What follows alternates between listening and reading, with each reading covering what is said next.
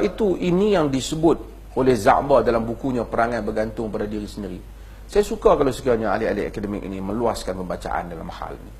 Za'bar dituduh pada zaman dia sebagai kaum muda pembaharuan. Tapi apa yang Za'bar sebut ialah sesuatu yang realiti. Za'bar kata agama yang telah diajar oleh golongan agama orang Melayu kepada orang Melayu menjadikan ia satu bangsa yang tidak boleh bangkit. Buku dia Perangai Bergantung pada Diri Sendiri diharamkan pada zaman dia hidup. Pada zaman dia oleh mufti negeri Perak dan beberapa negeri tanah Melayu. Tapi sekarang ni Dewan Bahasa cetak di dalam bahasa Melayu, dalam Jawi dan juga dalam English. Perangai Bergantung pada Diri Sendiri.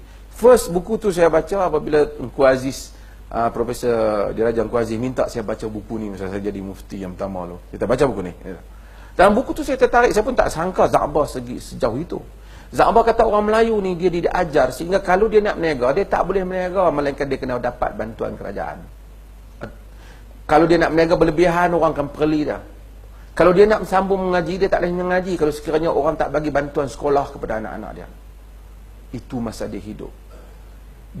Sehingga apabila dia mati, kata Za'bar, dia masih lagi mengharapkan sedekah qul huwallah orang kepadanya, bukan kepada amalannya. Karena dia diajar supaya bergantung dengan orang, bukan bergantung dengan dirinya sendiri. Inilah menyebabkan agama orang Melayu tidak menjadikan orang Melayu dapat membangun. Baca Za'bar. Satu kritikan yang baik. Dan agama akhirnya eksploitasi golongan. Hari ini semua benda ustaz-ustaz telah menjampi serapah. Semua benda jadi produk. Air RM1 dia jampi jadi RM15. Kismis dia jampi. Segala benda dia jampi. Kononnya orang Melayu boleh jadi cerdik, boleh jadi ini, yang degil boleh jadi baik dengan minum air ustaz. Kalau sungguh manusia degil boleh jadi baik, jahat boleh jadi baik, jahat boleh jadi saleh dengan minum air, Nabi dulu jampi telaga Zam-Zam bagi Quraisy jadi baik. Nabi malam-malam Nabi jampi telaga Zam-Zam, Quraisy pagi esok kan semua minum telaga Zam-Zam, balik slow je baik. Masya-Allah, astagfirullahalazim. Saya kata kalau dari dulu berpuluh tahun saya kata, belah tahun saya kata, kalau betul ada ustaz boleh jampi orang jadi baik, kita bayar kat dia 10 juta pun tak apa untuk selesai masalah negara.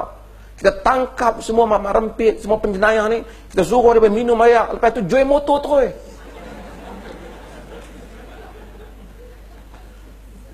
Lepas minum-minum, astagfirullahalazim, saya menyesal kerana merempit. Agama, faman syaa'a falyu'min wa man syaa'a falyakfur, Quran dah.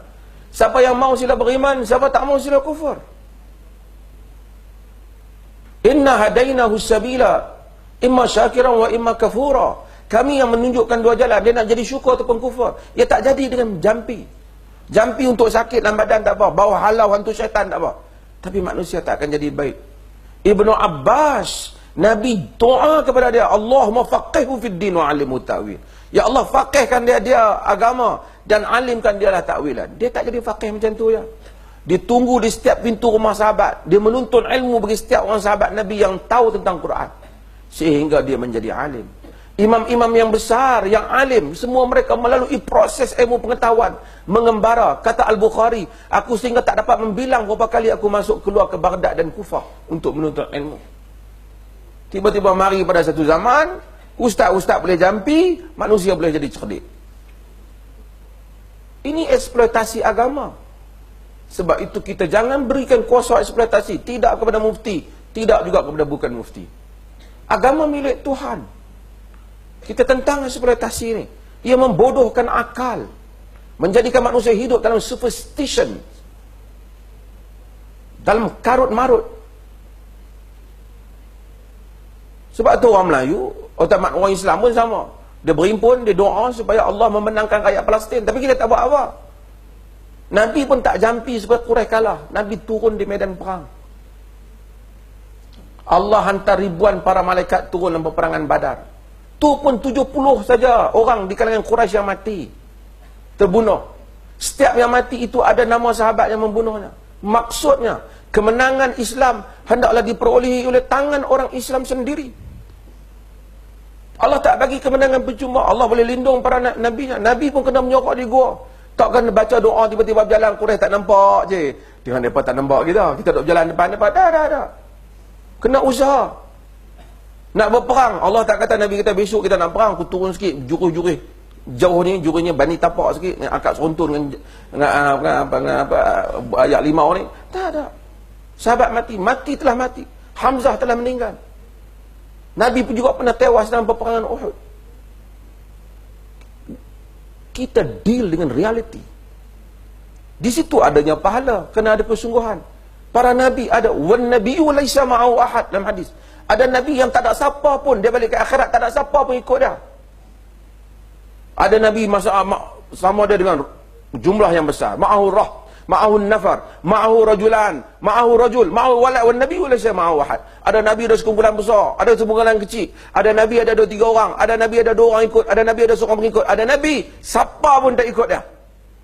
Balik di akhirat kelak besok nanti. Sebab apa? Realiti. Tak ada nabi kata pitiup kat kaum dia, terus kaum dia ikut dia. Nuh, nabi yang mulia, 1000 tahun hampir berdakwah, dia hanya dapat berapa orang saja. Mai hari ini orang jampi ayak, dengan ayak ni suami yang degil boleh jadi baik, selesai rumah tangga, tak payah kita ceramah apa. Ada Ustaz, suami saya duk tampak saya ni macam mana? Bagi ni minum ayak ni. Minum masya-Allah sayang.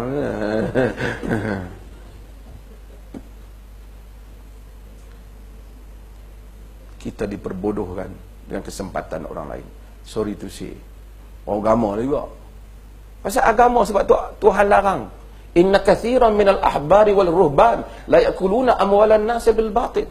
Sesungguhnya kebanyakan para pendeta dan golongan agama makan harta benda orang secara batil. Mereka lebih daripada perasuah yang lain. Karena mereka ada ruang yang banyak untuk memperbodohkan orang yang menggunakan nama agama. Sebab itu kita tak benar. Kita nak selamatkan negeri ini daripada superstition, karut marut. Kita maju ke hadapan. Kita mau bergantungan diri sendiri.